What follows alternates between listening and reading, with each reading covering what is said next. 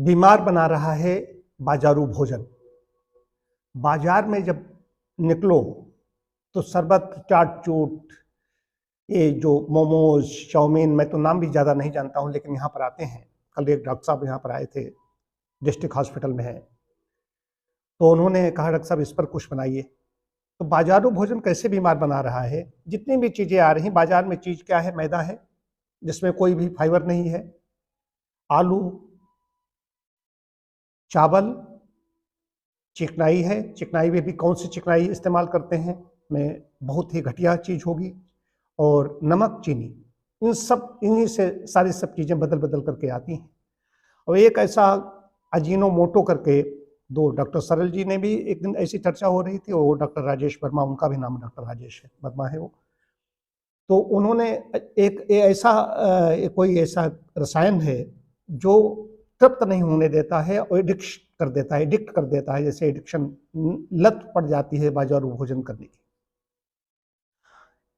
जो हमारा सेंटर है, जो तृप्त हमें करता है, बताता है कि तृप्त हो गई, पेट भर गया है, उस तृप्त नहीं होता है कि अप्राकृतिक अखाद्य है, जो हमारे शरीर के लिए बना ही नहीं है, इसलिए हम तृप्त नहीं होते, एक चीज। और दूसरी चीज ये है कि उसमें जो हमारा जो सेंटर है, जो हमें सूचना जहाँ से मिलती है कि हमारा पेट भर गया, उससे भी ऐसा एडिक्शन हो जाता है कि और लाओ और लाओ और लाओ।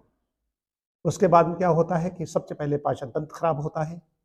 हमारे यहाँ तो हाई है, पेट खराब होगा, पेट से सैकड़ों प्रकार की बीमारियां उत्पन्न होती हैं। अब पेट सही रहे तो कोई रोग नहीं होता, पेट साफ रोग साफ।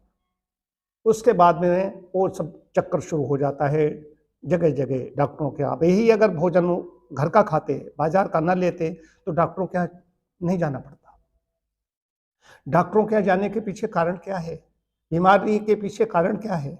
आजकल जितने भी बच्चे हैं उनको बताइए कि खाते तो हैं, बराबर खा रहे हैं, जब देखो तब डाल रहे हैं, असमय डाल रहे हैं, उन्हें मेल बेमेल का कोई वो नहीं है। वो हम नहीं मानते, शिष्ट के नियम, प्रकृति का नियम सब पर एक समान लागू होते हैं।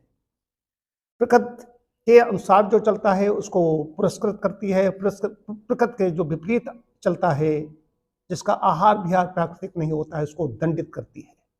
वहाँ पर छोटा हो, बड़ा हो, गरीब हो, अमीर हो, सबके लिए एक जैसे नियम है, एक जैसा कानून है। बाजारू भोजन में मैं विशेष रूप से कहूँ, बाजार में फल भी रखे हुए हैं, फलों की दुकानों पर सन्नाटा रहता है, एक आध व्यक्ति दिखाई देगा जो देखने में अच्छे लगते हैं। फलों में दिव्य गंध, ताजगी और जीवन है, हमारी इम्यूनिटी के लिए अच्छे हैं। लेकिन वहाँ पर नहीं, जहाँ पर चाट चूट है, चटोरी प्रवृत्ति के लोग वहाँ पर खड़े होंगे, वहाँ पर करने के बाद में अगले दिन से ही हाय हाय शुरू कर देते हैं, अगले दिन से उनका पेट खराब होने लगता है। शादी पार्टियों में मैं तो जाता नहीं, उन्हें लंबे लंबे चित संन्यास ले लेता हूँ, इसलिए निकलता नहीं। लेकिन बड़ी जो मैंने देखा है, क्वालिटी कंट्रोल नहीं है। वो भी जो विक्रेता है वो जानता है कि क्या क्या इसमें डालेंगे, कैसे कैसे क्या करेंगे। वो स्वयं नहीं खा रहा है, उसके बच्चे नहीं खा रहे हैं, और दूसरों को खिला रहा है। और जो खाने वाले हैं उसके बाद कराते हैं, चिल्लाते हैं और डॉक्टरों के यहाँ पड़े रहते हैं। तमाम प्रकार की जांचें होती हैं, डॉक्टर क्या बताएगा, गड़बड़ी उन्होंने की।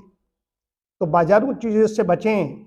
सारे सब चिकित्सक चिल्ला चिल्ला के कहते हैं इनसे बचो। अगर ठीक रहना चाहते हो, अपने स्वास्थ्य को ठीक रखना चाहते हो, तो अपने जीभ पर नियंत्रण रखो।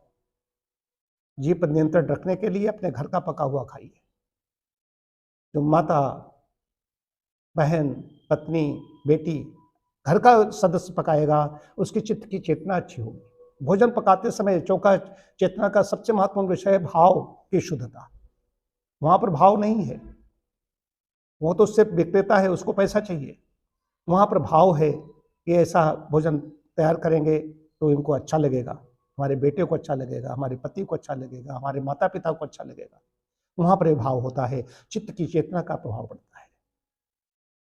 कहा तो यह गया है कि जो मंत्र पढ़ते हुए जिसने हवन किया है, होम किया है, उसको वो बनाए भोजन, तो उसका भोजन वही औषधि है। उससे शरीर भी पुष्ट होता है, तुष्टि भी मिलती है, संतुष्टि मिलती है, और देह काम करने योग्य बनती है। बाजारू भोजन हमें बीमार बनाता है, इसके अलावा कुछ नहीं। अतः बाजारू भोजन से बचें।